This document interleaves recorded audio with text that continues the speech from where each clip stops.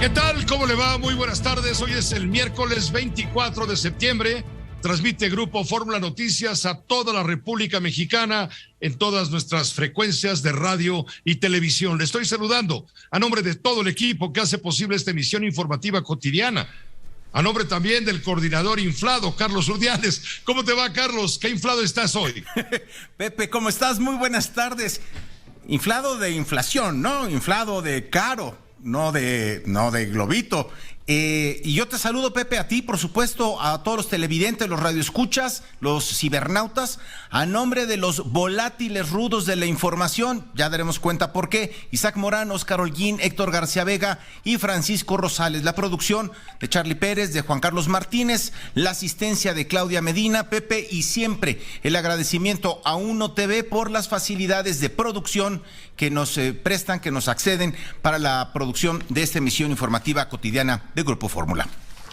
Muchas gracias, Carlos. Un saludo a todo el equipo desde nuestro puesto de transmisión justamente en Uno TV Noticias a través de Grupo Fórmula. A todo el país le digo, en vivo, en directo por todas las frecuencias. Vamos directamente con la información importante. En un momento iremos con José Luis Cuevas a las afueras del Estadio Olímpico de Ciudad Universitaria, donde a las 7 de la noche inician los cuartos de final de la liguilla de la patadilla, es decir, del fútbol mexicano. Se van a enfrentar nada menos que los Pumas, que reciben a las Águilas del América. Por eso también está inflacionado Carlos Urdiales. Bueno, no debo decir inflacionado, está infladón, porque le va a las Águilas del América y dice, estos van a ganar, van a llegar. Pues quién sabe, se cruzan las apuestas y las inquietudes. Estamos pendientes, sobre todo, estamos pendientes del aspecto del comportamiento de la afición, tanto de un equipo como de otro, toda vez que la rivalidad es añeja, es profunda y suele expresarse a veces de manera violenta. Ojalá no sea el caso. Vamos con José Luis Cuevas, el pintor, antes de hablarle del tema de la inflación, que está peor que en los últimos 20 años. Ahora le voy a explicar por qué, es un tema que nos pega en el bolsillo, pero también vamos primero con José Luis al Estadio Olímpico de Ciudad Universitaria. Falta menos de una hora para que inicie este primer partido de los cuartos de final de la liguilla. Pumas recibe al América, pero te pregunto, independientemente de las alineaciones y de las estrategias, te pregunto el comportamiento del público hasta el momento. José Luis, muy buena tarde.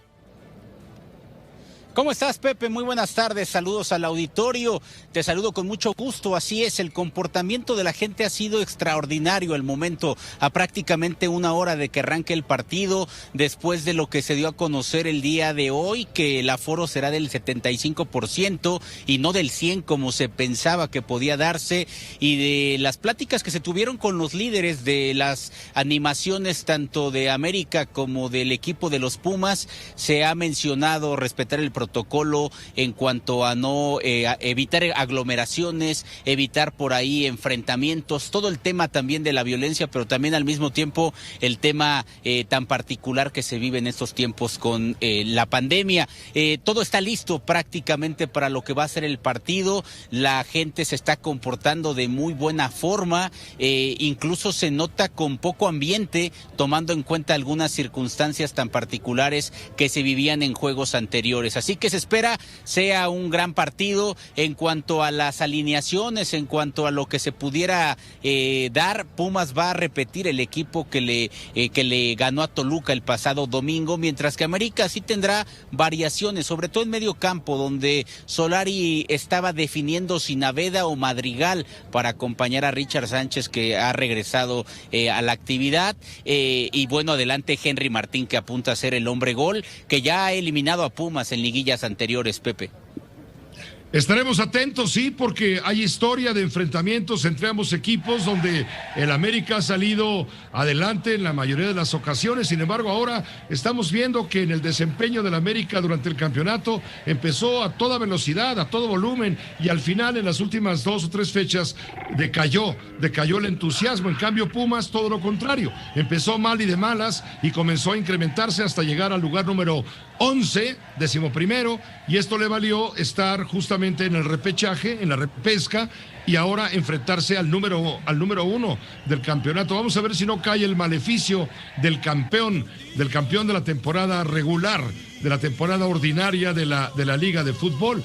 ¿Tú cómo ves? ¿A quién ves como favorito con mejores posibilidades? ¿Al entusiasta Pumas, que demostró su calidad, su categoría y su armonía en el partido pasado cuando echó a los Diablos Rojos del Toluca, o al América, que pretende reafirmarse y no dejar ir una vez más la oportunidad? Totalmente de acuerdo en lo que señalas, Pepe. Si tendríamos que dar un favorito e irnos a lo fácil, creo que estaríamos hablando de América, claramente. Sin embargo, si tendríamos que dar un favorito según lo que hemos visto en las últimas fechas, Pumas alcanza a nivelar un poco la balanza. Sigo pensando que la regularidad del equipo de Solari, que es un equipo que pocas veces pierde y que maneja muy bien los entornos, le puede dar opciones a 180 minutos, es decir, a 2 partidos. La calidad parece estar en Cuapa. Sin embargo, como bien lo señalas, el entusiasmo está aquí en el Pedregal, y saben que si hoy llegan a sacar una ventaja, seguramente en el Estadio Azteca el próximo sábado podrán festejar. ¿Por qué? Porque América no lo hemos visto venir de atrás. El equipo de Solari difícilmente termina por remontar marcadores. Por ello será importante qué es lo que pase primero, quién pega primero en este clásico capitalino, Pepe. Totalmente de acuerdo que América tendría que ser el llamado favorito, pero del otro lado está el entorno de la confianza que tiene el equipo de Andrés Lilini, que otra vez, con un presupuesto mucho menor, está metiéndose a la liguilla. Y si te llamas Pumas, no tendrías que festejar meterte a la liguilla, pero si con este presupuesto eliminas al América, sí es para festejar, y en serio, Pepe. Por otro lado, a las 9 de la noche y minutitos comenzará el otro partido de cuartos de final entre el Monterrey, los Rayados de Monterrey, muy crecidos por su desempeño en la repesca, contra el equipo Atlas. Ahí, bueno, esto va a ser allá en la ciudad de Monterrey, Nuevo León, y también vamos a estar muy atentos al desempeño. Simplemente márcanos las posibilidades de Rayados, la posibilidad de rojinegros. Totalmente señalar lo que ha pasado con Monterrey en las últimas fechas, similar a lo de Pumas, pero encontrando un poco más de calidad en cuanto al hombre por hombre que tiene el equipo de Monterrey. Me parece que le va a dar argumentos para eliminar al Atlas, que fue el segundo de la tabla general. Atlas, su gran fortaleza es la defensa, el orden que han mostrado con Diego Coca en la dirección técnica. Sin embargo, lo que hemos visto con Monterrey ganando la CONCACAF al América y posteriormente eliminando a Cruz Azul el domingo pasado, me parece que Monterrey, a pesar de que es séptimo en la tabla, tendría que considerarse favorito frente al segundo, simple y sencillamente por la calidad que tiene el plantel del Vasco Aguirre. Hoy juega como local y hoy seguramente tendrá que sacar ventaja para el sábado cerrar la eliminatoria en el Jalisco. Muchas gracias por este reporte, José Luis. Como siempre, buena suerte y gran partido, porque finalmente esto es para beneficio de la afición. Que estés muy bien y pendientes. Buena tarde, Pepe, pendientes de lo que pase en un entorno del que se esperan 40, 45 mil, 50 mil espectadores si se llega a ese 75% de aforo. Saludos. Lo único que no se espera es la violencia. Eso sí, se están tomando todas las medidas con operativos por parte de la Secretaría de Seguridad Pública en la Ciudad de México para evitar justamente que vaya a haber altercados. ¿Cómo va a estar el clima en el estadio de Ciudad Universitaria? ¿Cómo va a estar el clima en la Casa de los Rayados allá en Monterrey? ¿Y cómo es el clima en la República Mexicana? Mucho frío. Alberto Hernández Unzón, meteorólogo de Grupo Fórmula, tú tienes la bola mágica para explicarnos el futuro inmediato en los próximos minutos y días.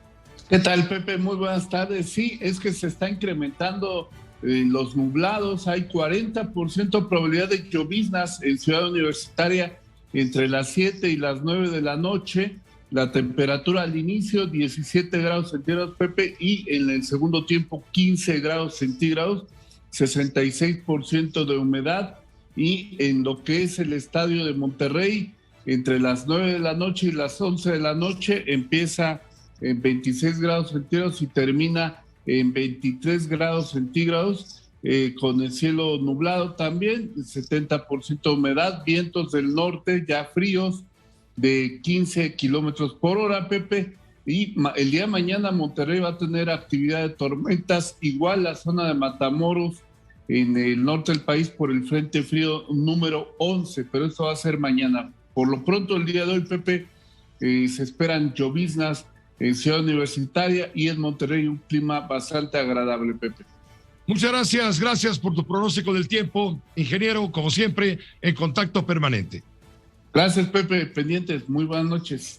Gracias, muy buenas tardes todavía, noches a partir de las 7. Nos está informando la Secretaría de Seguridad Pública y Seguridad Ciudadana, pues, en la capital del país, que se van a desplegar, se están desplegados ya 2,493 policías en las inmediaciones del Estadio Olímpico Universitario, ubicado en la Avenida Insurgente Sur de la Alcaldía de Coyoacán. Ahí se lleva a cabo el partido del América contra los Pumas o de los Pumas, que son los anfitriones de los huéspedes, las Águilas huéspedes de la América.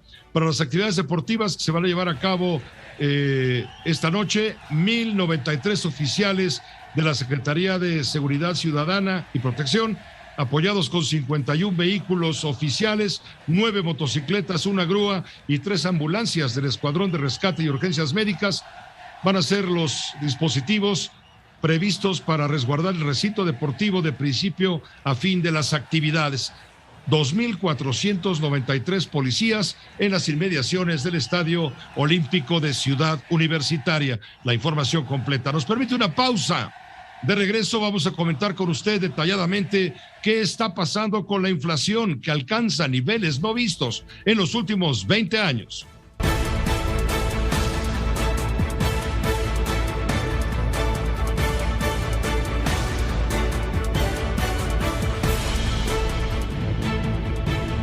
En un momento le vamos a informar detalladamente la designación mencionada hoy para sorpresa de todos por el presidente de la República en la mañanera de Palacio Nacional, cuando anuncia que Victoria Rodríguez Ceja, subsecretaria de Egresos de la Secretaría de Hacienda, será la propuesta ante el Senado para que ocupe a partir del 1 de enero la gubernatura del Banco de México.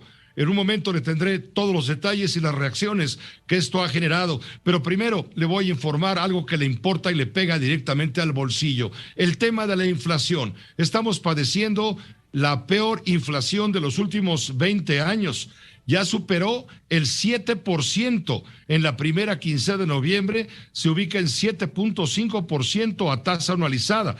Le digo, la más alta desde abril de 2001. En su comparación quincenal, los precios de productos y servicios al consumidor reportaron incrementos importantes. El mayor aumento registrado desde 2017 fue de 0.69%. El INEGI ha informado que el aumento en los precios de la electricidad hasta en 24.16%. El aumento en el precio del tomate verde de 42.06%. Así como incrementos en chiles frescos, verduras, legumbres, pollo, carnes de res y transporte aéreo presionaron a la inflación en la primera quincena de este mes de noviembre. El presidente de la República dijo que la inflación es la más alta de los últimos 20 años, pero el presidente lo niega. Dice que es un fenómeno mundial. Hay una crisis, ahora sí que pospandemia, que se está manifestando en todos los países. Nosotros tenemos una inflación igual a la de Estados Unidos. Es un fenómeno que está afectando. Yo espero que esto se resuelva pronto. Tiene que ver con el incremento del precio de materias primas, de alimentos, el incremento del precio del acero. Bueno, sobre esto, Jonathan Heath, que es subgobernador del Banco de México, dijo que esta inflación del 7.05% en esta primera quincena de noviembre es algo que ya se veía venir. Otra vez por encima del consenso, pero extraña que instituciones financieras como XP Investments anticipaba una tasa de tan solo 0.3% para la quincena. La más atinada fue BBVA, Dice también Jonathan Heath que la inflación de la primera quincena de noviembre en 7.05 es la más elevada, insisto, en 20 años, pero todavía en una clara trayectoria a la alza. Es decir, es preocupante. Tenemos comunicación en este momento con Jorge Suárez Vélez. Él es economista, consultor en temas financieros, a quien de antemano le agradezco siempre su buena disposición con la audiencia de Grupo Fórmula para tratar de explicarnos este fenómeno inflacionario. Jorge, antes que nada, un saludo muy cordial. Otro regreso, ha sido un gusto estar contigo. Muchas gracias, Jorge. Al margen de todo lo que está pasando, tenemos la inflación más alta en los últimos 20 años. ¿Este es un fenómeno global o es de responsabilidad local, del comportamiento económico local? No, sin duda es un fenómeno global, Pepe. Yo creo que tiene que ver básicamente con la economía que estamos viendo post pandemia. Básicamente hay dos fenómenos importantes. El primero es que cuando todos estábamos encerrados y dejamos de demandar servicios, es decir, dejaste de ir a restaurantes, cines, dejaste de viajar, etcétera, pues la gente empezó a concentrar su ingreso en demandar cosas y de repente eso generó cuellos de botella importantes para abastecerte de estas cosas, y a la vez ocurrieron también cuellos de botella que tienen que ver con cadenas de valor, como por ejemplo, la gente empezó a demandar computadoras, tabletas, teléfonos inteligentes, cosas que utilizan chips, y entonces empezaron a escasear los chips porque pues empezaron a faltar, por ejemplo, para la producción de automóviles. Un automóvil hoy lleva 50% más chips de los que llevaba hace 3 años. Entonces separaron las líneas de producción de coches y esto lleva a que todos estos productos se encarecen ante la escasez, y básicamente lo que estamos viendo entonces es una demanda que se recupera más rápido que la oferta, y en lo que la oferta alcanza ese crecimiento en la demanda, pues lo que seguiremos viendo es incrementos en precios. La gran pregunta es si esto será temporal o se va a volver permanente. Yo tiendo a pensar que es más temporal que permanente, pero yo creo que todavía viviremos con inflación cuando menos la primera mitad del próximo año. Es decir, ese es tu pronóstico. Viviremos con inflación por lo menos la mitad del inminente año de 2022. ¿Esto le va a pegar a la recuperación económica del país? Sin duda. Aquí la gran diferencia, Pepe, entre México y Estados Unidos es que en Estados Unidos hemos visto también una recuperación mucho más robusta, dado que el gobierno estadounidense metió muchos más recursos fiscales para ayudar a la gente que tuvo caída en sus ingresos, para ayudar a que las empresas y los pequeños negocios no cerraran y tuvieran capacidad para recontratar a la gente una vez que la pandemia empezara a desaparecer. Y en el caso de México esto no ocurrió, por lo cual hemos visto muchos más cierres permanentes de negocios, una recuperación bastante más débil, y desafortunadamente entonces en México estamos teniendo un poco más una combinación de inflación con un crecimiento importante, pero más moderado que el que vimos en Estados Unidos. ¿Esto podría llevar eventualmente al Banco de México en el corto plazo a elevar las tasas de interés? Sin lugar a duda, yo creo que el Banco de México se va a ver forzado a ir elevando la tasa de interés, y es probable también que veamos que el Banco Central en Estados Unidos vaya también gradualmente haciendo lo mismo, tratando en el caso de Estados Unidos ha habido una inyección de liquidez enorme. Para que tú tengas una idea, Pepe, de montos, si nosotros vemos cuánto había de circulante en 2008 en Estados Unidos, a este año estamos más o menos a 10 veces el circulante que había en 2008. Es decir que estamos inundados de liquidez, y ante esta aparición de inflación y ante también escasez que está habiendo de trabajadores en la economía de Estados Unidos, hay mucho más vacantes, digamos, de trabajo que trabajadores solicitando esos vacantes. Lo que vamos a ver es una necesidad del Banco Central de ir recogiendo esta liquidez. Eso la recoges principalmente incrementando tasas de interés. Entonces, tanto en el caso de México como en Estados Unidos, y veremos este proceso de elevar tasas, en el caso de Estados Unidos, este proceso para recoger toda esta enorme liquidez que se desplegó, digamos, para combatir la pandemia, y pues será un proceso complicado, es un aterrizaje que no va a ser fácil, pero que sin duda estamos empezando a ver ese trayecto de descenso, digamos, hacia un aterrizaje que intentará ser suave. Sin embargo, el presidente de la República dijo que no es precisamente la inflación más alta en 20 años, aunque pues Jonathan Heath, subgobernador del Banco de México, lo desmintió, y también los expertos hemos leído una serie de reacciones de quienes están al tanto de todo esto y dicen que de ninguna manera, que esto además puede ponerse todavía un poco peor. Y hoy tuvo impacto en la cotización del peso mexicano frente al dólar y en la bolsa de valores. La bolsa cayó al momento, al aumento por el aumento de la inflación, y también, ojo, según expertos, por la nominación de Victoria Rodríguez Ceja como próxima gobernadora del Banco de México a partir del 1 de enero de 2022. Te pregunto, ¿cómo se está mirando la perspectiva de Victoria Rodríguez Ceja como nueva gobernadora del Banco de México? ¿Crees tú que esta designación presidencial, propuesta presidencial, debo decir, al Senado, para ratificarla en el puesto tan importante de la gobernación del Banco de México, es una nota saludable para las finanzas? ¿Va a dar confianza? Sin duda no, yo te diría que buena parte de lo que vimos de depreciación del peso empezó, de hecho, en el momento que se hizo este anuncio. Lo que necesitamos ver, Pepe, o sea, si yo te dijera cuáles han sido los cimientos más fuertes que ha tenido la economía de México para mantener esta estabilidad que ha mostrado desde el sexenio pasado, pero incluyendo los 3 años de López Obrador. Yo creo que los dos elementos primordiales han sido, primero, que en lo fiscal, digamos, no se han hecho locuras, ¿no? Lo cual sin duda hay que darle mérito a este gobierno porque pues esto ha ocurrido así. Pero lo segundo es que se percibe que Banco de México es un contrapeso importante y es una entidad que ha mantenido su autonomía. Banco de México, yo te diría, sin temor a exagerar, que si lo vemos dentro de los bancos centrales de países emergentes, probablemente es el banco central que tiene la mejor reputación. Es una reputación que viene pues desde el 93, que tuvo la autonomía del Banco Central desde la época de don Miguel Mancera, un tipo ejemplar, así como el epítome de lo que debe ser un banquero central. Y tomó muchos años construirla, y hubo muchos economistas o muchos técnicos, digamos, con una gran reputación que se hicieron en Banco de México. O sea, gente como Paco Gil o como Agustín Carstens, por ejemplo, ¿no? Que ahora es director del Banco de International Settlements en Suiza, por ejemplo, ¿no? Y la realidad es que esta va a ser la primera vez, Pepe, cuando se retire el gobernador actual de Banco de México, va a ser la primera vez que en la Junta de Gobierno no va a quedar una sola persona que provenga de este Banco de México, de esta gran escuela que lleva décadas dándonos excelentes funcionarios y economistas.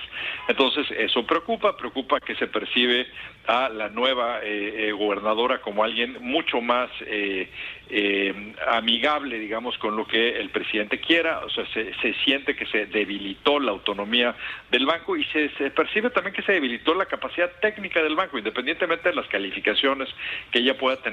Tiene cero experiencia en términos de política monetaria, y esto es algo que también preocupa, particularmente por lo que acabamos de decir, Pepe. Pues estamos justo por ver un cambio en la política monetaria del Banco Central más importante del mundo, que es la Reserva Federal, una política que había sido expansiva desde 2008, ¿no? Y que ahora de repente empezará a tratar de recoger liquidez, lo cual para un banco como Banco de México lo pone en una situación mucho más delicada, donde tiene que tener enorme cautela en cómo maneja Banco de México también su liquidez y sus tasas.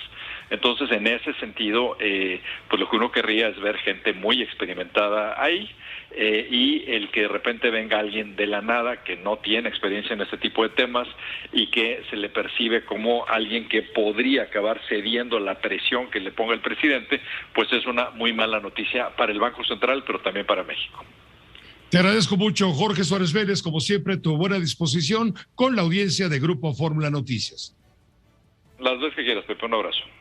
Un abrazo muy fuerte para Jorge Suárez Vélez, economista.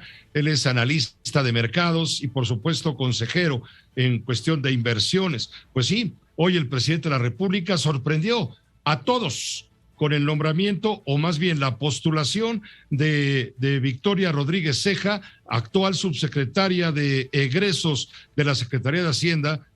La postula, la pone a consideración del Senado para que se convierta en la próxima gobernadora del Banco de México.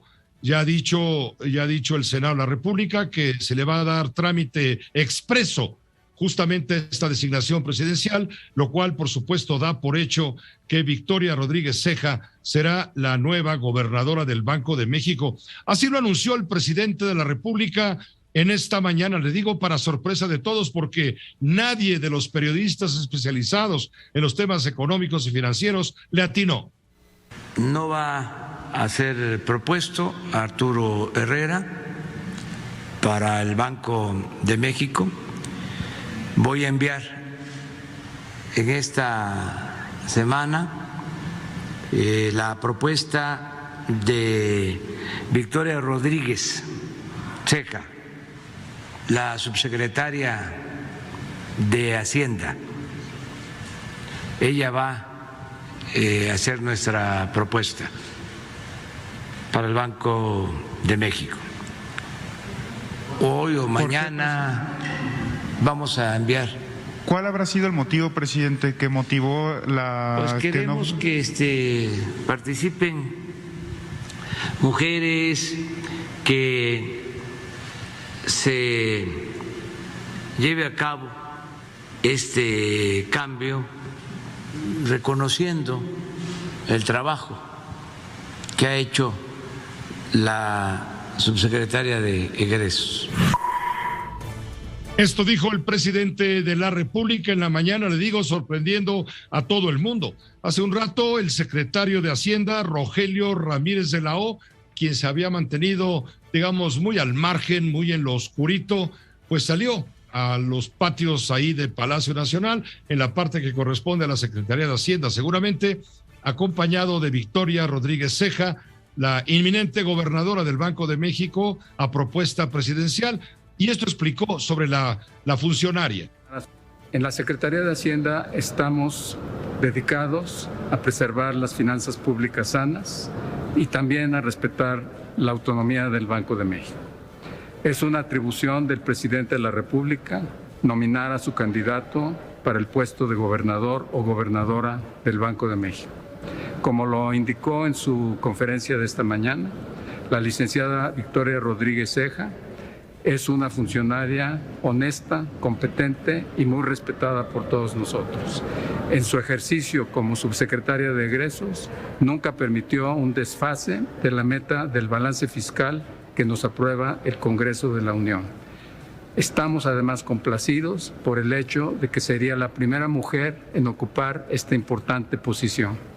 Seguiremos ocupados en la estabilidad de las finanzas públicas y en servir a México. Muchas gracias.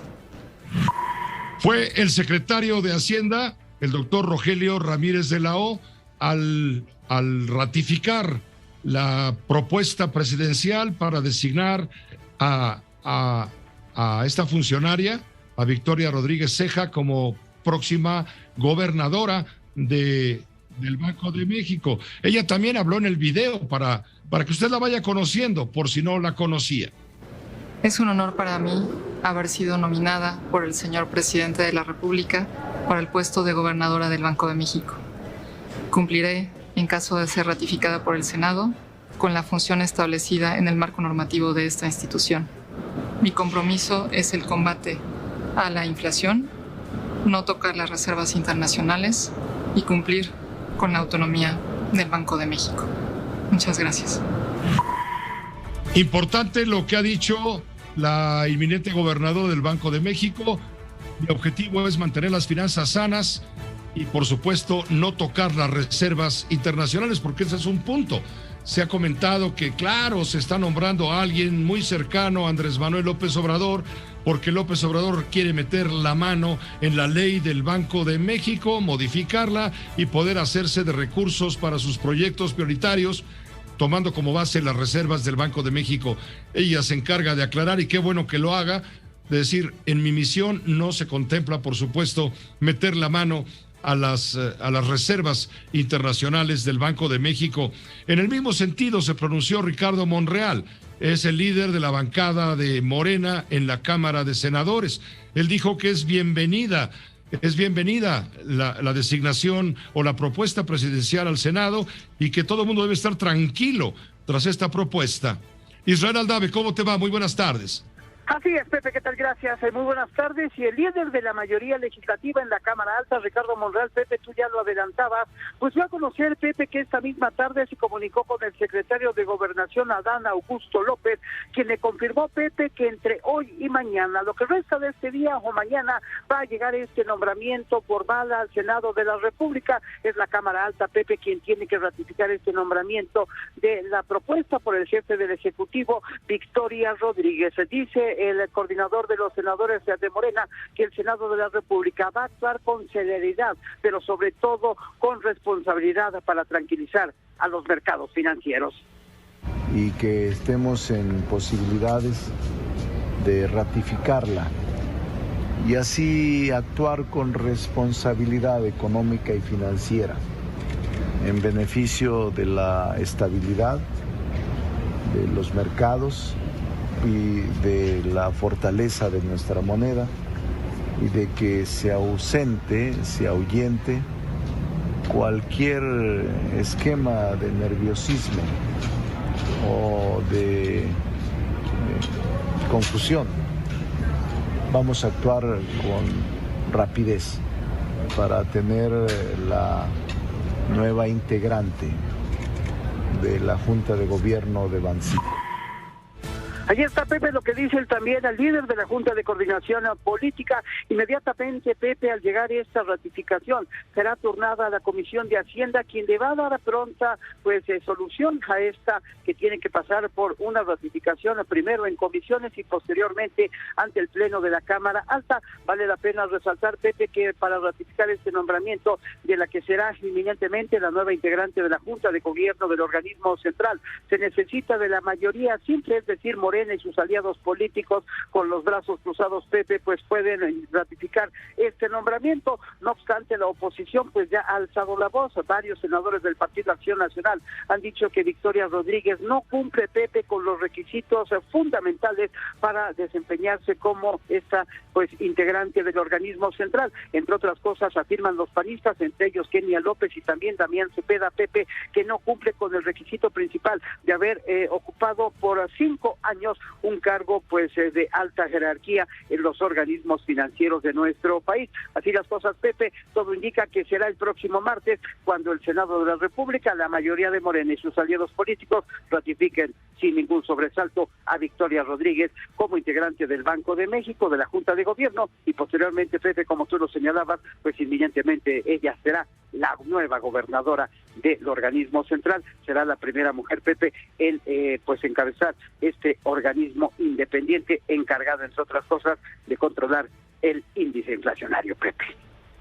Muchas gracias por la información, Israel Aldave, que te vaya muy bien. Continuamos pendientes, Pepe. Continuamos pendientes, sí, porque el Banco de México hasta hace unos años era un club solo para caballeros. Era como, usted leyó La Pequeña Lulú, era como el club de Toby. No se admitían mujeres. Bueno, ya hay esta designación, esta propuesta presidencial que será liquidada de manera express por el Senado de la República en favor de Victoria Rodríguez Ceja, pues aumenta a 4 los miembros de la Junta Directiva del Banco de México. Ya se rompió eso del club. El club cerrado. Jenny Valencia, ¿qué otras reacciones ha desatado esta designación de la subsecretaria de egresos de la Secretaría de Hacienda, Victoria Rodríguez Ceja, para ocupar la gubernatura del Banco de México? Buenas tardes. Hola, ¿qué tal, Pepe? Muy buenas tardes. Te comento que una inflación de 7.05% no vista desde hace 20 años y esta nueva propuesta del presidente Andrés Manuel López Obrador para gobernar el Banco de México pegan al peso y a la Bolsa Mexicana de Valores. Comentarte que recién esta mañana el Ejecutivo confirmó que estaba fuera Arturo Herrera y que la nueva propuesta al Senado sería Victoria Rodríguez Ceja para formar parte de la Junta de Gobierno del Banco de México. El tipo de cambio, Pepe, rompió la barrera de los 22 pesos por dólar al ofrecerse en ventanilla al público en 22.08 pesos. Ya para el cierre de la jornada se ubicó en 21.96 pesos por dólar, 0.24 centavos arriba del cierre del martes de 21.72 pesos, alcanzando así un nuevo máximo no visto desde julio del 2020. De ser ratificada, Pepe, por el Senado, Victoria Rodríguez Ceja, actual subsecretaria de egresos de la Secretaría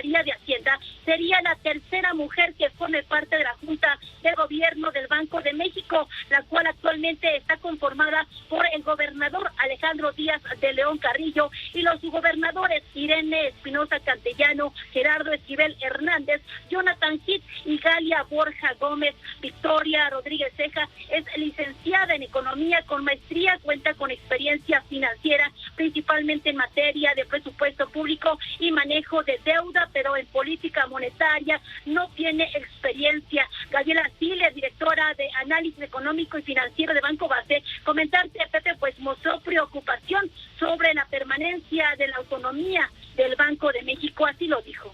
Y bueno, pues hoy el peso mexicano, el tipo de cambio alcanzó un nivel máximo y hay una gran preocupación que permanezca la autonomía del Banco Central, sobre todo ahorita es tan relevante cuando hay presiones inflacionarias. Bueno, pues todo esto comenta Jenny Valencia, tiene que ver, le digo, inflación, la designación del presidente, propuesta al Senado, etcétera, en el entorno de Victoria Rodríguez Ceja. Sí, ella tiene estudios de economía en el tecnológico, en el ITAM.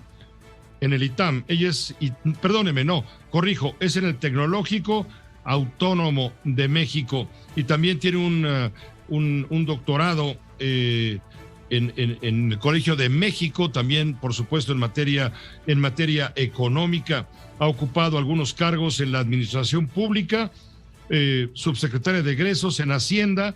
Es el puesto que ocupa desde el inicio de la actual administración. Ella se encargó de dirigir y controlar la planeación en materia de programación y presupuestación de las dependencias y entidades de la Administración Pública Federal. Formó parte del equipo del exsecretario de Hacienda, Carlos Ursúa, hace 20 años cuando Andrés Manuel López Obrador, hoy presidente de la República, era entonces jefe de gobierno del llamado Distrito Federal. Ahora, el objetivo del órgano autónomo del gobierno federal, y será la misión fundamental de la próxima gobernadora, es mantener una inflación baja y estable. Ojo, vea cómo están las cosas hoy, a través de diferentes funciones para establecer una tasa de interés que sirva de referencia para las instituciones financieras. Llega en un contexto de alta inflación a nivel mundial a causa del paro de actividades para minorar el contagio del coronavirus. En tanto, hoy por la mañana el INEGI informó que la inflación en México reportó ser la más alta en los últimos 20 años. Esto es a lo que se va a enfrentar Victoria Rodríguez Ceja, la inminente gobernadora del Banco de México. Me permite una pausa muy breve. Regresamos con usted para informarle qué está pasando allá en Zacatecas, a donde no tarda en llegar el presidente de la República.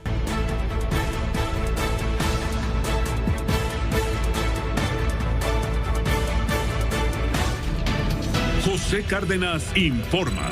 Todas las noticias, todas las voces. Vamos con el doctor Carlos Elizondo Mayer Serra, analista político y económico de este espacio informativo de Grupo Fórmula. Los de adelante corren mucho, Carlos, y hoy la de adelante corrió más. ¿Cómo estás? Muy buenas tardes. Danos tu punto de vista precisamente sobre lo que ha sucedido y lo que está pasando también con el tema inflacionario, que también es tu resorte. Adelante, Carlos, te escuchamos. Buenas tardes, Pepe. Mira, este es el momento en que más necesitamos un banco central autónomo, firme, inteligente, porque el mundo y el país no es la excepción. Está enfrentando la primera oleada importante de inflación en varias décadas. Para el caso del mundo y para México no veíamos estos niveles de inflación en por lo menos 20 años. Y esta inflación obedece sin duda a algunas causas estructurales externas, pero requieren de un banco central creíble y sólido.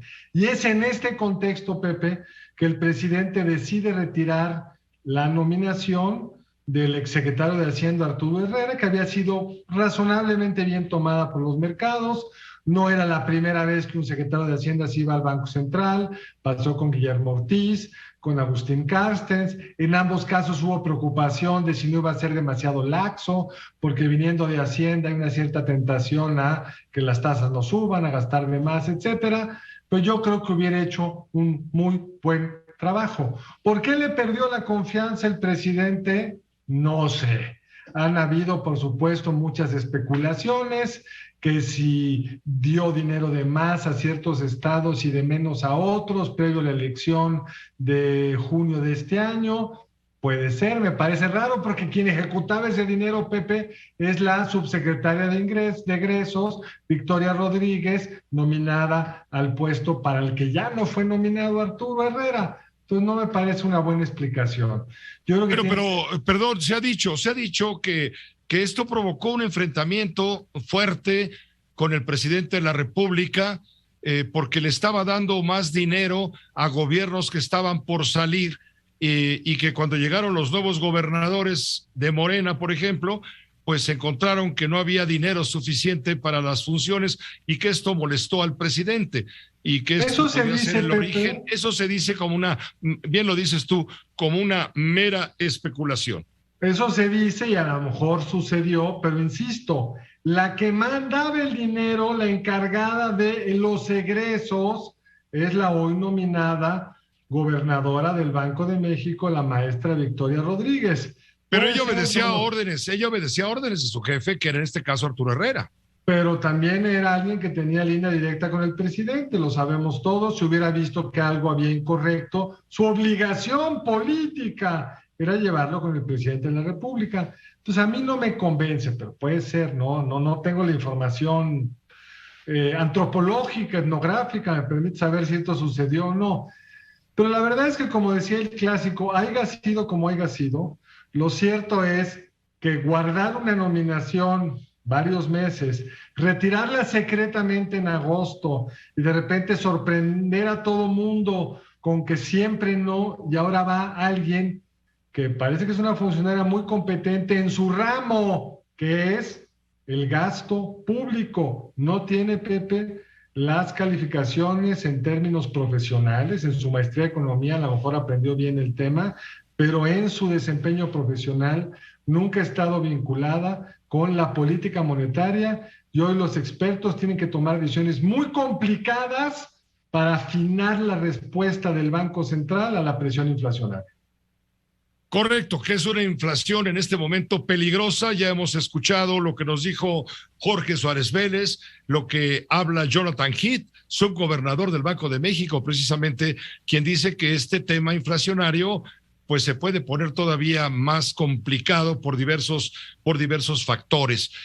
Tendrá que enfrentar ese tema y me llamó la atención cuando grabó un video hace un rato la nueva o próxima gobernadora, seguramente porque será ratificada, diciendo que ella no va a echar mano de las reservas, porque esto se ha mencionado mucho, diciendo, claro, como es muy afín a Andrés Manuel López Obrador, estuvo con él cuando Carlos Ursúa era el secretario de Finanzas del gobierno del Distrito Federal, viene de esa escuela, pues se entendería que ella podría ser un instrumento del presidente para tocar la autonomía del Banco de México y meter las manos para los proyectos. Creo que ella lo dejó claro, al menos de palabra. Mira, Pepe, el video es muy claro, pues, habla menos de 2 segundos, o sea, dice lo fundamental, no se le ve especialmente suelta en el video, pero el mensaje es el correcto. A mí no me preocupa, Pepe, en particular, las decisiones de lo que es una junta, a diferencia de otros puestos donde nombras a una persona que puede hacer y deshacer. En materia de política monetaria, Pepe, hay otros 4 integrantes, muy buenos los 4, y las decisiones se toman por votación. Y yo creo que la maestra Rodríguez va a ir a aprender, va a tratar de ver cómo se hacen las cosas. El problema, Pepe, es que se requiere mucha sofisticación en este momento y ella por un buen rato no va a poder contribuir a esa discusión. Ahora bien, también hay que recordar, Pepe, que el gobernador es quien administra el Banco de México. Y ha habido temas donde el gobernador saliente, Alejandro Díaz de León, ha hecho lo correcto, que es defender los salarios de los funcionarios del Banco de México contra una política incorrecta de que todos tengan que ganar menos que el presidente. Eso es absurdo. Necesitas funcionarios muy competentes. El Banco de México ha sido muy bueno por eso. Y el gobernador se ha amparado o le ha pedido a la administración del banco que se ampare, que haga unas controversias legales con la Suprema Corte para no tener que bajar los sueldos, y sospecho que ahí sí hay un riesgo grande para el Banco Central, Pepe. Hubo un momento de roce que finalmente valió que el presidente no estuviera de acuerdo en la ratificación de Alejandro Díaz de León al frente de la gubernatura del Banco de México relacionado con el tema de los, ¿cómo se llaman? Los giros. Los derechos especiales de giro, Pepe. Los derechos especiales de giro, que el presidente quería que ese dinero se le diera para su obra y el Banco de México le cerró la puerta. Eso, por un lado, puede haber sido un Yo creo que eso desencadenó... de distancia, sí. En efecto, Pepe, eso desencadenó el que de forma inusual, muy adelantado, el presidente dijera, no te voy a ratificar. Y fue cuando nominó a Arturo Herrera, lo sacó de Hacienda, lo puso en la congeladora y lo demás es historia. Ahora bien, recordemos que en esa ocasión no solo el gobernador Alejandro Díaz de León explicó que eso no lo permitía la ley, sino el subgobernador que uno supondría más cercano al presidente, Gerardo Esquivel, quien recordemos había sido originalmente, Pepe, nominado como subsecretario de egresos al arranque de la administración, puesto que no se lo dieron por algún conflicto, mismo puesto que luego tuvo la maestra Victoria Rodríguez. Gerardo Esquivel fue a decir también que no tenía derecho a estos instrumentos, los derechos especiales de giro, y le costó ahí un intercambio con el presidente López Obrador, que quizá, especulo, llevó a que no fuera Gerardo el nominado como gobernador y que quizá Gerardo Esquivel no sea ratificado el año entrante cuando termina su mandato, Pepe. Muchas gracias, Carlos, por este análisis. Nos ayuda a comprender mejor. Muchas gracias, Pepe. Un saludo. Gracias, muy buenas noches. En un momento le tengo información de la llegada del presidente de la República a Zacatecas y, por supuesto, otras noticias. Por cierto, el presidente de la República hoy en la conferencia mañanera explicó algo que nos llama mucho la atención. Dijo, si yo no fuera presidente de México, estaría nuestro país destrozado. Lo dijo de esta manera para que lo escuche bien y lo oigan todos. Nada más imaginen, si no se hubiese dado el cambio en el 18, ya Pemex estaría en bancarrota. La Comisión Federal, lo mismo. Y un caos en el país. No soy adivino, pero tengo sensibilidad. Si no hubiese cambiado esa política de saqueo, el país estaría hundido. Si no hubiera sido presidente, México estaría destrozado. ¿Usted qué opina al respecto? Permítanos una pausa breve, volvemos. Aquí se escuchan todas las noticias y todas las voces. Jorge Suárez Vélez, el economista, consultor en temas financieros. Y básicamente lo que estamos viendo entonces es una demanda que se recupera más rápido que la oferta, y en lo que la oferta alcanza ese crecimiento en la demanda, pues lo que seguiremos viendo es incrementos en precios. La gran pregunta es si esto será temporal o se va a volver permanente. Yo tiendo a pensar que es más temporal que permanente, pero yo creo que todavía viviremos con inflación cuando menos la primera mitad del próximo año. José Cárdenas informa. Todas las noticias, todas las voces.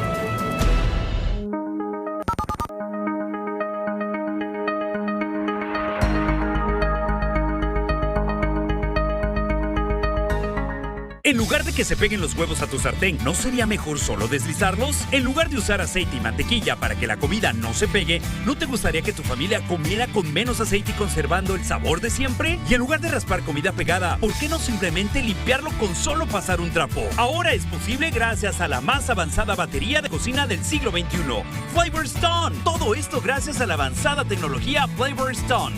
Una superficie dura como roca y libre del dañino ácido perfluoroctanoico, a la que simplemente nada se le pega. La clara de huevo, queso, chocolate, incluso el plástico derretido no se le pegará jamás. Además, la base superconductora de 6 capas de Flavor Stone se calienta de manera uniforme y es súper eficiente. Con Flavor Stone podrás saltear, freír, asar y hornear ahorrando tiempo y energía. Llama ahora y aprovecha esta increíble promoción. Te llevas tu batería completa que incluye el sartén para saltear, el sartén profundo y la cacerola por un increíble precio. Y viene con una tapa de cristal con termómetro para cocinar a la perfección. ¿Qué estás esperando?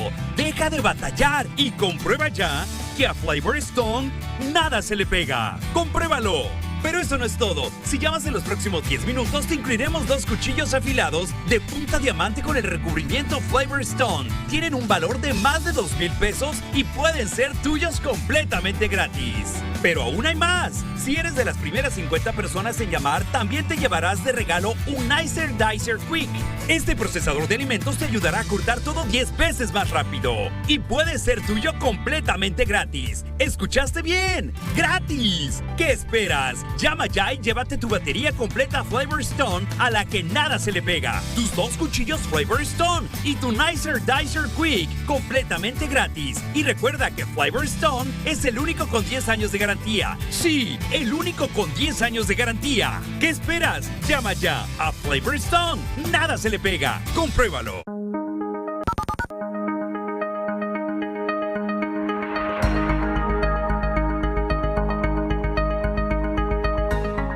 Te presentamos Linces, el único armazón autograduable para ver de lejos, de cerca o a distancia media. Logran una cantidad infinita de potencias o graduaciones que van entre -6 y +3 dioptrías, corrigiendo los problemas visuales del 90% de la población. Los ámbar me gusta mucho usarlos cuando estoy en la computadora, en la tablet, con el celular.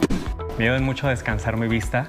Y son irrompibles. Si padeces diabetes, ya no tienes que estar cambiando de lentes durante el día. Sabemos que con el cambio de la glucosa, tu capacidad visual también es diferente. Y debes cambiar tus anteojos. ¡Eso se acabó! Mejoramos nuestra oferta. Hoy 2 por 1. Pero espera, si llamas antes de los siguientes 10 minutos, pagas 1 y te mandaremos 3 linces. Y si tu pago es con tarjeta de crédito, te mandaremos un cuarto par completamente gratis. 4 al precio de 1. Adquiérelos en pequeños paguitos. ¿Qué esperas?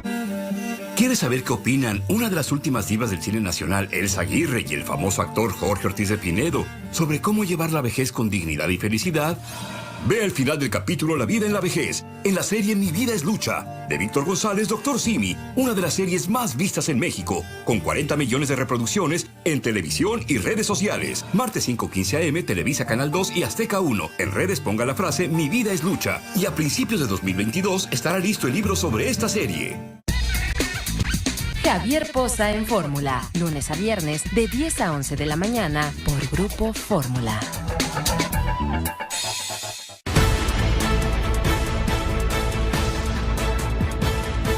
Cárdenas informa. Todas las noticias, todas las voces.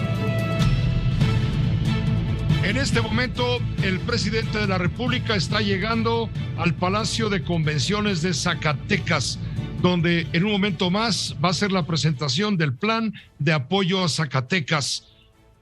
En este momento en que hay una verdadera crisis provocada por la explosión violenta que ocurre en ese estado, que desde el 12 de septiembre, cuando David Monreal asumió como gobernador, se han registrado 414 asesinatos y en lo que va del año suman 57 personas que han aparecido colgadas. Solamente en el municipio de Fresnillo aparecieron 34 colgados. Estamos contigo, Sara Pablo, enviada especial. Adelante, por favor, vamos al aire. ¿Qué tal, Pepe? ¿Cómo estás? Muy buenas tardes. Te saludo desde Zacatecas. Llegamos hace unos minutos al aeropuerto. Venía en el vuelo el presidente Andrés Manuel López Obrador y varios integrantes de su gabinete. Venían, entre otros, el secretario de Salud, Jorge Alcocer, el titular de Comunicaciones y Transportes, Jorge Arganis, así como el director de Pemex, Octavio Romero Oropesa, y otros funcionarios. En medio de esta ola de violencia que se vive en la entidad, que incluye la aparición de cuerpos colgados en diversos puntos, el presidente de la República llega hoy para anunciar un reforzamiento en la seguridad. Estará, ya lo decías, en este Palacio de Convenciones para dar a conocer el detalle de este plan de apoyo para Zacatecas. El presidente decía por la mañana que esta violencia se genera por un enfrentamiento que hay entre grupos criminales. Hoy el presidente estará aquí y el día de mañana también la reunión del Gabinete de Seguridad y la conferencia de prensa se realizará aquí en Zacatecas, Pepe. Sí, el presidente de la República tiene especial interés en dialogar con los zacatecanos para mostrar el apoyo de su gobierno de la Cuarta Transformación ante el tema demandante de atención referente a la violencia estallada de manera explosiva desde que tomó posesión David Monreal, pero bueno, esto ya se venía carriendo desde antes. Y como tú bien dices, la disputa por el territorio de un enclave verdaderamente estratégico en el centro de la República Mexicana, que colinda con 8 estados a su alrededor y que es punto neurálgico para el tránsito o el tráfico de drogas. Es un tema crucial que se ve reflejado en las muertes, en los colgados, en todo esto, y David Monreal, el gobernador, pues le pide ayuda al presidente. Seguramente lo hará patente en un momento más. Sara Pablo, hay mucha tensión en Zacatecas. ¿Cómo percibes el ambiente político? Sí, bueno, pues se quejaba también el propio alcalde de Fresnillo, que no lo habían invitado, hermano, por cierto, del gobernador David Monreal. Y bueno, pues lo que esperan ahora pues es que se anuncien algunas acciones, porque la violencia se ha recrudecido, Pepe, como lo comentabas en los últimos días.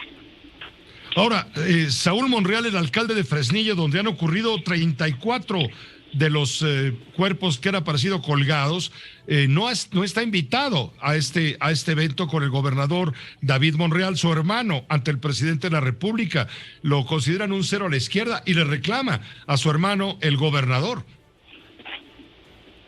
Así es, Pepe, y bueno, pues veremos quiénes asisten. Viene por lo pronto el presidente pues acompañado de prácticamente todo el gabinete, como lo ha hecho ya en otras entidades. Gracias, Sara, gracias por la información y buenas tardes, buenas noches ya. Buenas noches. Es lo que está ocurriendo allá en el estado de Zacatecas, donde se están afrontando situaciones, circunstancias vinculadas con la inseguridad. Ha habido incluso confrontación del gobernador David Monreal con los gobernadores colindantes. Le digo, hay 8 estados de la República que rodean a Zacatecas, que es un enclave estratégico.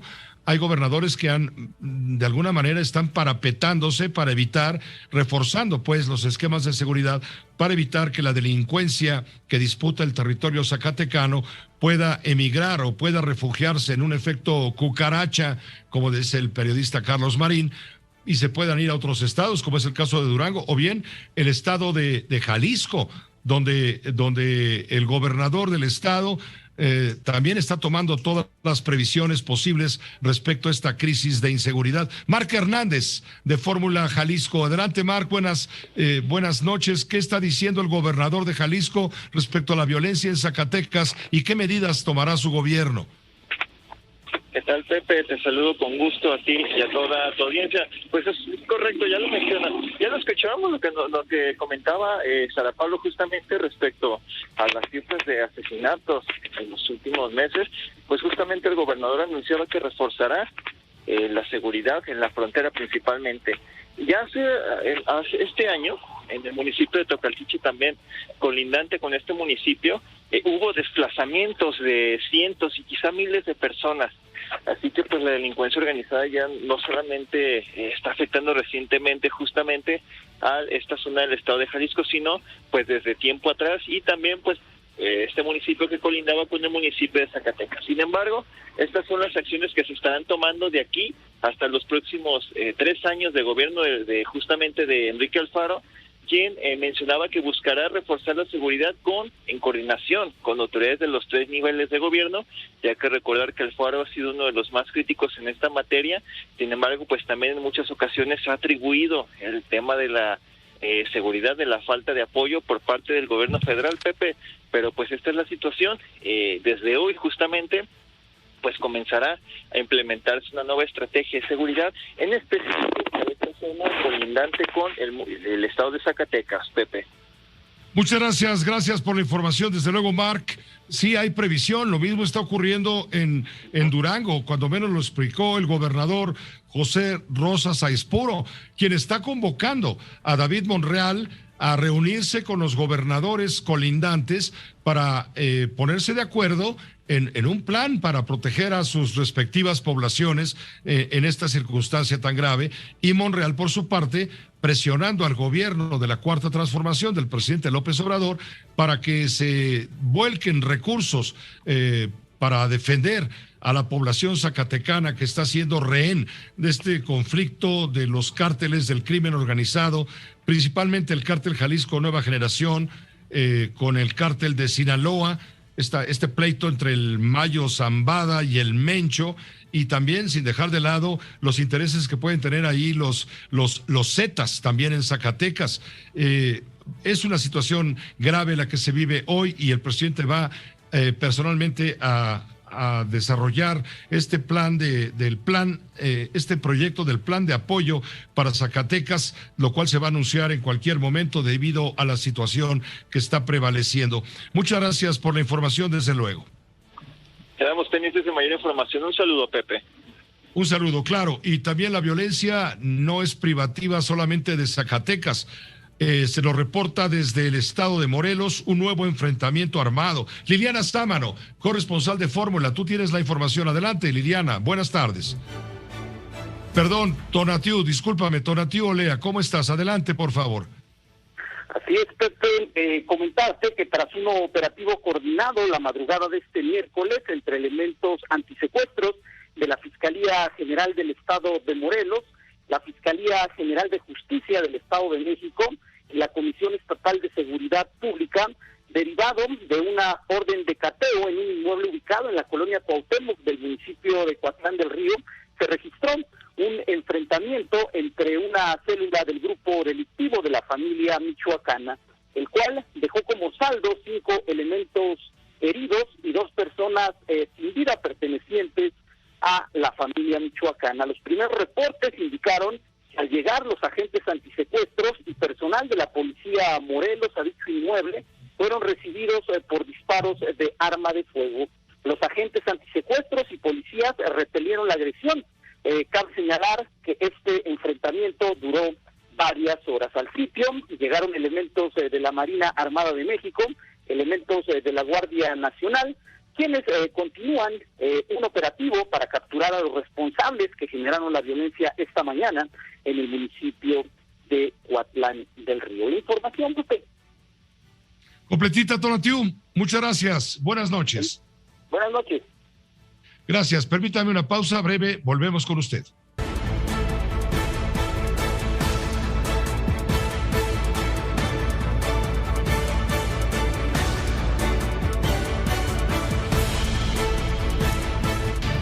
José Cárdenas informa. Todas las noticias, todas las voces. En un momento estaremos enlazados con Diego Fernández de Ceballos. Esta noche Diego, en su colaboración especial, le quiere entrar al tema del discurso pronunciado por el secretario de la Defensa Nacional, el general Luis Crescencio Sandoval, con motivo del 111 aniversario del inicio de la Revolución Mexicana. Esto ocurrió el sábado pasado. En esta ceremonia, el general secretario de la Defensa Nacional habló de que el ejército mexicano le hace un llamado al pueblo para que con el ejército apoyen al proyecto político en marcha, y al parecer esto hirió susceptibilidades, se ha detonado una gran cantidad de comentarios. Le recuerdo cómo lo dijo el secretario de la Defensa Nacional. Señor presidente, el próximo 1 de diciembre se cumplirán 3 años de que inició su gestión al frente del Poder Ejecutivo. En estos 3 años, usted ha depositado su confianza en las Fuerzas Armadas y en la Guardia Nacional para la seguridad, el progreso de México y el bienestar del pueblo. Para nosotros es un timbre de orgullo poder contribuir a la transformación que se está viviendo. Las bases están sentadas y se avanza con paso firme en el proyecto de nación que usted ha impulsado desde el inicio de su gobierno. Diego Fernández de Ceballos, ¿cómo te va, jefe Diego? Buenas noches, ¿cómo estás? José, buenas noches, a tus órdenes. Diego, ¿qué opinas? ¿Qué te parece? ¿Qué tienes que decir respecto al discurso del secretario de la Defensa Nacional y todo lo que ha derivado en una polémica a nivel nacional? Mira, José, tuve que analizar varias veces ese discurso del secretario de la Defensa para tener la certeza de que no era una información distorsionada la que se había difundido al respecto. Sentí indignación como ciudadano al constatar que en el aniversario del inicio de la Revolución Mexicana, el secretario de la Defensa Nacional, en medio de lo que era un buen discurso, se tomó la licencia de convocarnos a todos los mexicanos a unirnos, dijo, al proyecto de nación que está en marcha y que encabeza el presidente de la República. Sí, José, a unirnos, dijo, al proyecto de nación que está en marcha y que encabeza el presidente de la República. José, no me pareció un simple exceso oratorio del secretario o un gazapo, ni juzgo su intención, juzgo el contenido y alcance de ese llamamiento y considero que el mismo no va con el honor que el secretario debe preservar como soldado. A mi modo de entender, es una violación flagrante al Código Militar en su artículo 17 y otros más, y además es una peligrosa distorsión del concepto de lealtad que ese secretario de la Defensa debe a las instituciones y a la Constitución, y no a la persona del presidente, ni mucho menos a un proyecto político, sea cual fuere. El secretario de la Defensa Nacional debe entender el agravio que nos hizo a muchos millones de mexicanos al pedirnos que nos unamos a lo que él llama la transformación que está en marcha y que nosotros la combatimos por ver en ella la devastación de las instituciones y la ruina del país. Precisamente, José, por el respeto y gratitud que profeso a nuestras Fuerzas Armadas, me violenta interiormente que el secretario de la Defensa nos pida a los mexicanos que nos sumemos con lealtad al proyecto de nación que se ha puesto en marcha. Mira, José, la historia nos enseña que cuando los militares hacen proclamas en favor de proyectos políticos de los gobernantes en turno, se corrompe la esencia de los ejércitos y aparecen los gorilas uniformados. El uso y abuso que el presidente de la República viene haciendo de la milicia y esa convocatoria del secretario no son cuestiones menores, menos aún cuando el gobierno de México está de hecho militarizado, pero con medio territorio en manos del narcotráfico. López Obrador, a mitad de su sexenio, es un presidente en fuga que ha presentado y presentará irremediablemente malas cuentas y por eso destruye todo lo que hay a su paso.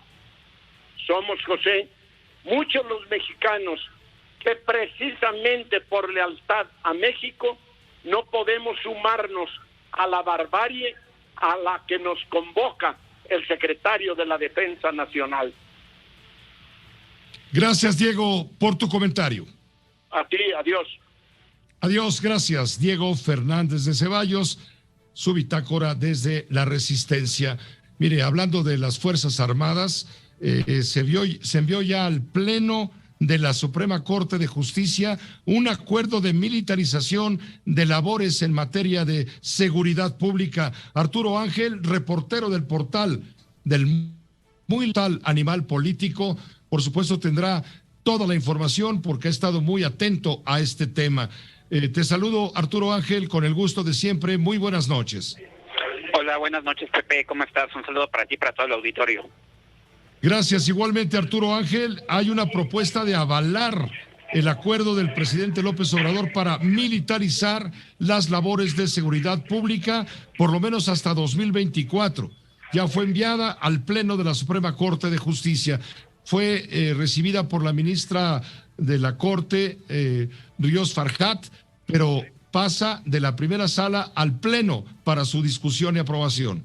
Exactamente, Pepe. La ministra Ríos Farjat, que hay que recordar es una de las ministras que llegó a la Corte en el actual sexenio, Pues fue la responsable de elaborar este proyecto, Pepe. Hay que recordar solo la manera de contexto que en el año pasado el presidente López Obrador publicó un acuerdo, hace exactamente año y medio, un acuerdo en el Diario Oficial de la Federación donde ordenó el presidente López Obrador el despliegue de las Fuerzas Armadas para apoyar en tareas de seguridad pública mientras se acaba de conformar la Guardia Nacional. Esto hasta marzo del 2024, Pepe. Esta orden la pudo publicar el presidente gracias a que en 2019, cuando se aprobó la reforma para crear la Guardia Nacional, se incluyó en uno de los artículos transitorios de esta reforma constitucional la posibilidad de usar al ejército, a la Fuerza Armada convencional para tareas de seguridad, Pepe. Digamos que finalmente el gobierno de López Obrador pudo materializar en aquella reforma de 2019 algo que no había ocurrido en sexenios pasados, como el de Peña Nieto, por ejemplo, donde se trató de impulsar la dichosa ley de seguridad interior, que la terminó tumbando la Corte, ¿no?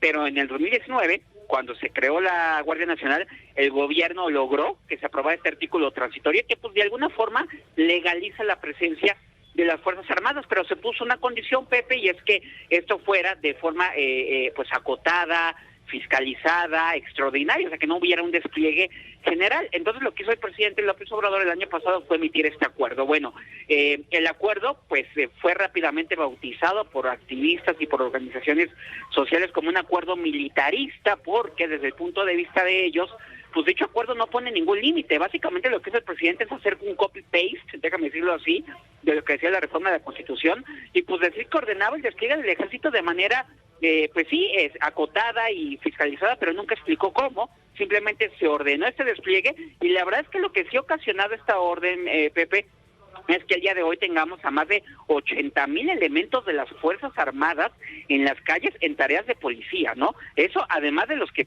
tenemos disfrazados de Guardia Nacional, por cierto, ¿no? Pero de entrada tenemos 80,000 elementos del ejército en las calles, y entonces se promovieron varios recursos, entre ellos la diputada Laura Rojas del PAN, cuando presidía la Cámara de Diputados, ella presentó un recurso en la Corte, una controversia constitucional en contra de este acuerdo militarista, Pepe, pues porque consideraba que el gobierno se estaba autodando un cheque en blanco para desplegar al ejército como le plazca, ¿no? Se tardó mucho en discutirse esta controversia en la Corte. De hecho, hace varios meses las organizaciones pues hicieron un extrañamiento de por qué la Corte no estaba abordando este asunto de tal trascendencia, porque estamos hablando literalmente de legalizar la presencia de las Fuerzas Armadas en las calles. Y finalmente, Pepe, se conoció, nosotros en Animal Político publicamos ayer el sentido del proyecto, pues que este proyecto de la ministra Ríos Farjat, que es a quien le tocó analizar el asunto, y el proyecto propone sí declarar que es constitucional lo que hizo el presidente. O sea, desde el punto de vista de la ministra, el acuerdo está bien hecho, el presidente solamente está siguiendo lo que decía la reforma constitucional de 2019, y pues desde el punto de vista de ella, el que no se pongan en el acuerdo límites a la movilización del ejército, pues no quiere decir que no los haya, según ella, ¿no?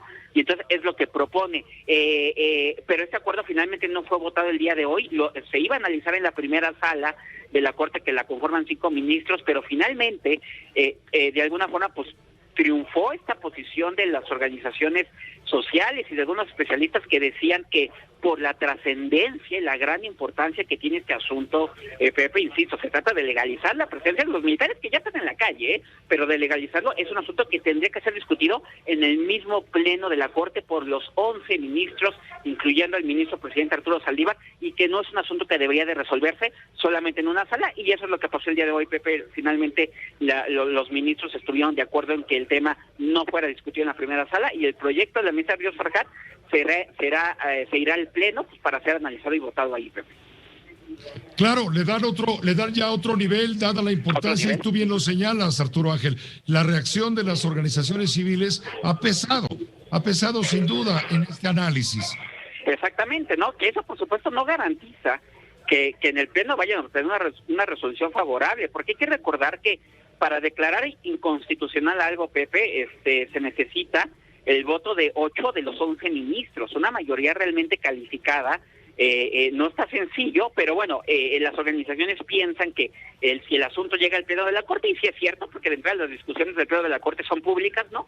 El asunto va a tener mucha mayor visibilidad. De hecho, ya se están pidiendo que además haya una especie de audiencias públicas, que la Corte invite especialistas antes de abordar el tema en la sesión. Vamos a ver si eso ocurre, pero lo que está buscando es que el tema tenga muchísima mayor visibilidad, y yo creo que, para ser honestos, elevar el costo que tendría la Corte de avalar esta decisión de validar la militarización de la seguridad pública, ¿no? Entonces, ¿cuándo va a ocurrir esto, Pepe? Lo que nos dicen es que muy posiblemente sea en enero, cuando se comience a abordar el tema en el Pleno. Ya están muy apretados los tiempos para hacerlo ahorita, pudiera ser, pues lo más posible es que este sea de los primeros temas grandes que le va a tocar analizar y resolver a la Corte empezando el año que viene. Sobre lo cual pondremos, por supuesto, toda la atención desde el punto de vista claro, informativo. Gracias, Arturo Ángel, gracias por esta colaboración. No, un placer estar con tu auditorio. Buenas noches. Gracias, el placer es nuestro. Arturo Ángel, él es reportero del portal Animal Político con este tema sin duda relevante. Vámonos a una pausa breve, volvemos en un momento.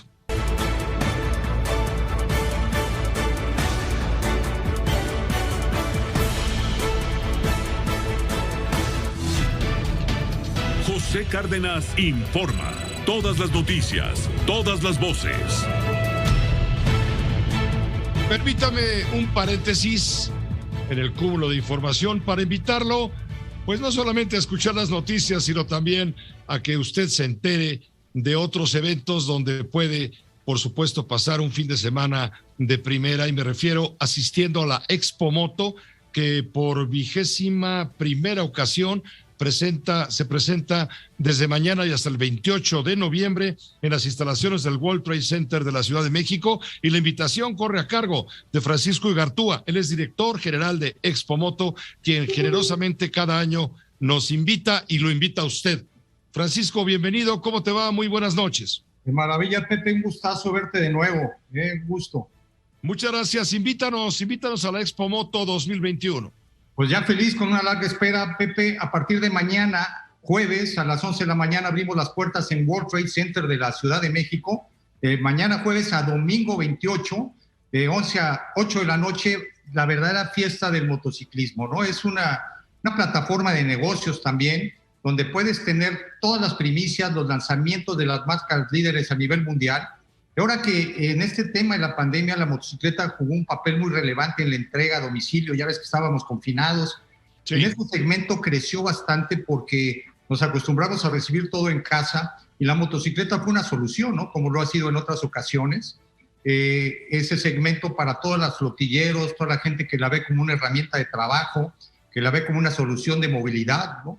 En el tema de seguridad, pues te pones un casco y te vas tranquilamente a tu trabajo, a tu negocio, gastas menos gasolina, te estacionas más fácil, contaminamos menos, hacemos menos tiempo, en fin, más calidad de tiempo con la familia. Y además la parte deportiva que tú conoces, Pepe, tenemos todas las opciones. El off-road también creció mucho en este tiempo de confinamiento, porque te ponías un casco y te ibas a la naturaleza con la familia y estabas muy seguro. El motociclismo siguió caminando durante todo este tiempo, Pepe. Pues sí, sin duda, nos pusieron un ejemplo a quienes tú te refieres. Utilizaron la motocicleta para ayudarnos a la población cuando estábamos confinados. Ellos también merecen un reconocimiento porque pusieron en riesgo su salud, desde luego. Pero la moto fue fundamental. Y hoy en esta Expo Moto supongo que hay presencia para ese sector de la población que anda buscando, por supuesto, estos vehículos para su trabajo, no solamente para el deporte. ¿Cuáles van a ser las novedades de la Expo Moto este año? Pues la esencia son las primicias, lanzamientos de las marcas líderes. Estamos con muy buen plano de exhibición, de todas las cilindradas, desde pequeñas para alguien que busca un nicho en su trabajo, alguien que necesita incursionar, con escuelas de manejo, orientación, cuál es la que te conviene para iniciar, una pista de manejo, que es una novedad también para acercar a la gente, que culturalizarnos en este tema, Pepe, que es muy necesario para con una convivencia vial adecuada. Tenemos una ponencia de CEMOVI. Nos da gusto que el gobierno ponga los ojos en la motocicleta ya, que cada vez va a haber más, eso es un hecho. Entonces va a haber ponencias, va a haber un tema de un panel también desde el punto de vista del usuario, y también el tradicional Museo de la Moto, ¿no? El tema de ver la historia, cómo evolucionó la motocicleta a través de las décadas. Es un pabellón que hacemos muy bonito con las colecciones que están en colecciones privadas, salen a la luz muy rara vez, y en este caso en Expomoto montamos un pabellón precioso.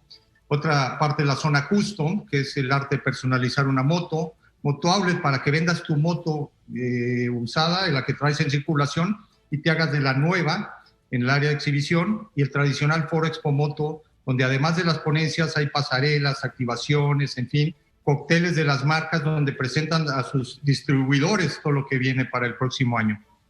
Pues Francisco Igartua, creo que no podemos desechar esta invitación para asistir al World Trade Center en la Ciudad de México, a la Expomoto en su 21ª edición, a partir de mañana a las 11 de la mañana y hasta el próximo domingo. Te agradecemos mucho que hayas acudido a nosotros para esta invitación extensiva a todos aquellos que nos acompañan a través de Fórmula y Telefórmula. Como cada año, gracias por este espacio, Pepe, te agradezco mucho, y los invito a que compren sus boletos en línea en www.expomoto.com.mx.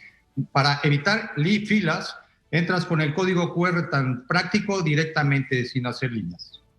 Correcto, ¿no se necesita llevar prueba de vacunación y demás? No, el recinto está certificado por una asociación que es la GBAC a nivel mundial. Hay 2 recintos certificados, un recinto muy seguro con todos los protocolos, se pueden sentir tranquilos. Como comité organizador también estamos poniendo nuestra parte para cuidar a nuestros expositores, staff, pues a todos los visitantes sobre todo, ¿no? Pueden ir, tenemos protocolos muy seguros, no es necesario la prueba, pero sí que lleven su mascarilla y guardar la sana distancia, ¿no? Pues te deseamos mucho éxito en la Expomoto, ya nos contarás cómo les fue con este esfuerzo ahora, digamos, no pospandémico, pero ya, digamos, de salida después de los confinamientos a que estuvimos sujetos el año pasado. Que estés muy bien, Francisco Igartua, gracias por invitarnos. Un gran abrazo, Pepe, saludos a tu auditorio, los esperamos. Bueno, igualmente, gracias. Vamos a una pausa breve y volvemos con usted. José Cárdenas informa. Todas las noticias, todas las voces. Tenemos la comunicación en este momento con mi compañero Leopoldo Espejel en el Estado de México. Ha habido un choque grave, 6 muertos y ha habido también una explosión en Tultepec. ¿De qué se trata? Leopoldo, adelante, buenas noches. ¿Cómo estás, Pepe? Muy buenas noches. Efectivamente, un trágico accidente entre un camión de carga y una unidad de pasajeros se registró esta tarde-noche sobre la carretera Villa del Carbón de la Alnepantla, en la colonia San José El Vidrio, en el municipio de Nicolás Romero. Se ha confirmado ya el deceso de 6 personas, mientras que 10 más resultaron lesionadas. El conductor del camión involucrado de carga presuntamente se dio la fuga, mientras que de las personas fallecidas son 3 del sexo femenino y 3 masculinos, entre ellos el conductor, Pepe. Decirte también que hace unos minutos se registró una explosión en una zona, pues en un polvorín en el barrio La Piedad del municipio mexiquense de Tultepec, lo cual ha dejado hasta este momento de manera extraoficial una persona muerta, 5 lesionadas. Los servicios de emergencia trabajan en este lugar y por supuesto también se ha acordonado ya por parte de la Policía Estatal, Municipal y de las Fuerzas Federales esta zona. Pepe, de nueva cuenta Tultepec, lo que tenemos. Nueva cuenta Tultepec, un muerto. Gracias por la información, buenas noches. Michelle Rivera está en Sonora. Michelle, buenas noches. Madres buscadoras de Sonora hallan cuerpos en fosas en Hermosillo, Sonora, la capital. Buenas noches, Michelle. Muy buenas noches, Pepe. Así es, dentro de la jornada de búsqueda estatal que duraría 7 días, el día de hoy se dio un hallazgo positivo, así lo confirmó la Fiscalía del Estado. Se trata, Pepe, de 14 fosas, todas con resultados positivos, algunos cuerpos en estado de putrefacción y otros completamente calcinados. Ellas han anunciado que han encontrado más restos, pero esperan a la información confirmada de la Fiscalía para terminar de configurar si se trata en algunas partes de restos humanos y otro tipo de restos, pero por lo menos las de hoy, Pepe, de esas 14 fosas clandestinas atribuidas a diferentes situaciones, entre ellas el crimen organizado, estamos hablando de posiblemente más de 20 cuerpos, según adelantan las madres buscadoras de Sonora. Es lo que tenemos en la entidad, Pepe. Gracias, Michelle, como siempre, un saludo cordial. Saludo cordial, muy buenas noches. Gracias, y por cierto le anuncio, mañana es el día 25 de noviembre, 25N. Mañana es el Día Internacional de la Eliminación de la Violencia contra la Mujer. Va a haber marchas y manifestaciones cuyo inicio se dará al pie de la columna de la Independencia. Van a marchar las mujeres rumbo al Zócalo de la ciudad. Se toman previsiones, claro, por parte de la Secretaría de Seguridad y Protección Ciudadana. La jefa de gobierno hoy habló de que en la Ciudad de México ya van 2 años en los que el delito de feminicidio va a la baja. Esto lo hizo durante la presentación del segundo informe anual de la Declaratoria de Alerta por Violencia contra las Mujeres en la Ciudad de México. Dice, el programa está funcionando. Vamos a ver qué opina la sociedad que ganará las calles el día de mañana. Permítanos una pausa.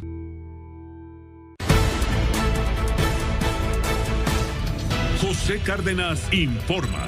Todas las noticias, todas las voces. Y al cierre, Carlos Urdiales, ¿qué más tenemos? Tenemos COVID en el mundo, Pepe, la cuarta ola que preocupa mucho a Europa, pero a la Organización Mundial de la Salud le preocupa más el resto del mundo, los países pobres no vacunados. Por eso dice Tedros Adhanom Ghebreyesus, el titular de la Organización Mundial de la Salud, que se le den prioridad a los países pobres antes que vacunar a los menores de edad. Y debemos esforzarnos más por compartir los frutos de la ciencia. En mi continente de origen, África, muchos países están lejos de conseguir su objetivo de vacunar al 40% de su población de aquí a finales de año. Muchas personas en países de ingresos bajos y medios no se han vacunado y corren un serio riesgo de tener una versión grave de la COVID o de morir. No se trata solo de vacunar, sino de prestar atención o dar prioridad, sobre todo, a los que se han quedado fuera de esta carrera hacia la inmunización, y de dar prioridad al personal sanitario, a las personas mayores y a los grupos vulnerables en todas partes. Y desde Rusia nos enteramos, le informamos que el presidente Vladimir Putin ha sido ya sometido a una vacuna nasal, esta que va a aprobar Rusia y que promete, en caso de funcionar, ser un paso adelante en el tema de la vacunación. Hasta aquí, Pepe, el tema de la salud, y comenzamos con la ciencia, no con la ficción, porque la NASA efectivamente va a lanzar una nave para intentar desviar un asteroide que no vaya a impactar, para evitar que impacte a la Tierra, como película, pero en la vida real. Una misión que puede sonar a ciencia ficción. La NASA lanzó la noche del martes una nave espacial que se estrellará deliberadamente contra un asteroide. Un ensayo en caso de que la humanidad necesite algún día impedir que una roca espacial gigante acabe con la vida en la Tierra. Su objetivo es Dimorphos, una luna de unos 160 metros de ancho que rodea un asteroide mucho mayor llamado Didymos. El impacto debería producirse en el otoño boreal de 2022, cuando el par de rocas se encuentren a 11 millones de kilómetros de la Tierra, el punto más cercano al que pueden llegar. Desde la NASA dejan en claro que estos asteroides no suponen ninguna amenaza para nuestro planeta, pero pertenecen a una clase de cuerpos conocidos como objetos cercanos a la Tierra, que reúne asteroides y cometas que se acercan a menos de 50 millones de kilómetros de nuestro planeta. Bueno, pues lo escuché usted primero aquí en Grupo Fórmula, Pepe. Hasta aquí al cierre informativo. Gracias, Carlos. Hasta aquí llegamos con lo más importante en las noticias. Gracias y hasta mañana. Esta fue una producción de Grupo Fórmula.